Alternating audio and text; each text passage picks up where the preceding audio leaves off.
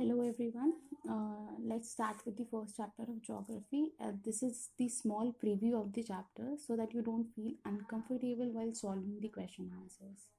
So हमारा topic है we and our environment. So what does the word environment means? Environment means a surrounding where we all exist. मतलब कि एक ऐसा वातावरण हमारे आसपास का एरिया जहाँ पे हम सभी रहते हैं.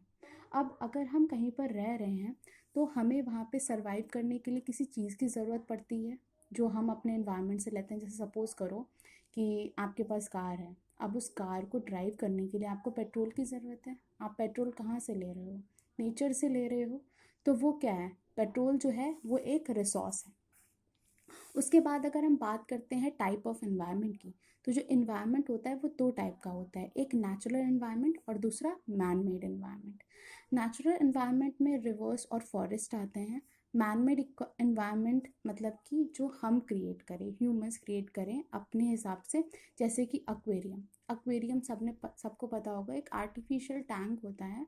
उसमें वाटर सप्लाई दी जाती है, ऑक्सीजन सप्लाई दी जाती है और उसमें कुछ जो मरीन एनिमल्स होते हैं जैसे फिशेस हैं, प्रॉन्स हैं या छोटे छोटे कछुए होते हैं, उनको रखा जाता है. दैट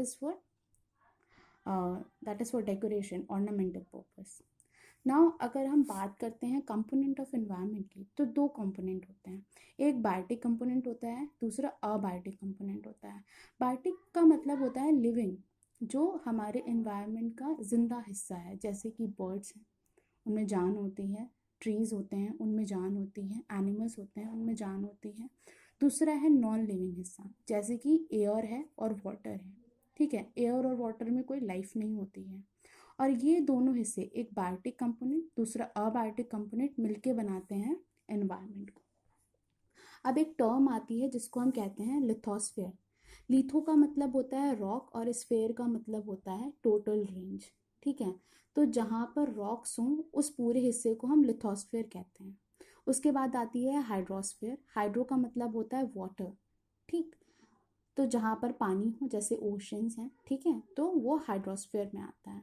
उसके बाद एटमॉस्फेयर आती है. एटमॉस्फेयर एयर, सबको पता होगा कि अर्थ के चारों तरफ एक ब्लैंकेट होता है. ठीक है, उसको हम कहते हैं एटमॉस्फेयर. एयर का ब्लैंकेट होता है जिसको हम एटमॉस्फेयर कहते हैं. जब ये लिथोस्फेयर, हाइड्रोस्फेयर और एटमॉस्फेयर तीनों इंटरैक्ट करते हैं तो वो फॉर्म करते हैं बायोस्फेयर. बायो का मतलब होता है लिविंग. ठीक है, तो जहाँ पर ये तीनों रिएक्ट करेंगे या इंटरैक्ट करेंगे उस जगह पे लाइफ एग्जिस्ट करेगी और उसको हम बायोस्फीयर बोलेंगे.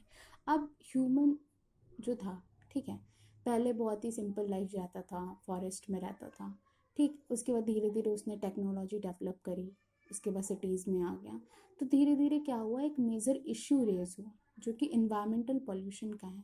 हमारी जो एक्टिविटीज़ हैं उसकी वजह से जो इन्वायरमेंट पे इफेक्ट पड़ रहा है, जैसे कि इंडस्ट्रीज़ रहती हैं, फैक्ट्रीज़ रहती हैं, तो उनकी चिमनी से स्मोक निकलती है, डस्ट निकलती है. That is major cause of air pollution. जो सीवेज सप्लाई रहती है वो रिवर्स में जाती है. That is the major cause of water pollution. ठीक है, तो we need to conserve our environment. So this is the small preview of this chapter, and now we will solve the question answers, and you have to note down those answers in your copy